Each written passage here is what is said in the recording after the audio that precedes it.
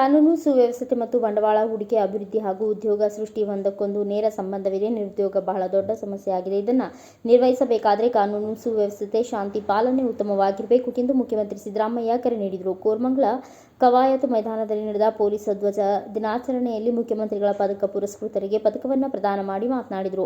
3 ವರ್ಷಗಳಿಂದ ಬಾಕಿ ಉಳಿದಿದ್ದ ಮುಖ್ಯಮಂತ್ರಿಗಳ ಪದಕವನ್ನು ಈ ಬಾರಿ ಒಟ್ಟಾಗಿ ವಿತರಿಸಿದ್ದೇವೆ. ಎಲ್ಲ ಪದಕ ಪುರಸ್ಕೃತರಿಗೂ ಅಭಿನಂದನೆಗಳು. ತಂತ್ರಜ್ಞಾನದ ಬೆಳವಣಿಗೆಯಿಂದ ಸೈಬರ್ ಅಪರಾಧಗಳು ವ್ಯಾಪಕವಾಗಿ ಹೆಚ್ಚುತ್ತಿವೆ. ಅದೇ ತಂತ್ರಜ್ಞಾನದ ಸಾಧ್ಯತೆಗಳನ್ನು ಬಳಸಿಕೊಂಡು ಸೈಬರ್ ಅಪರಾಧಗಳನ್ನು ನಿಗ್ರಹಿಸಬೇಕು ಎಂದರು.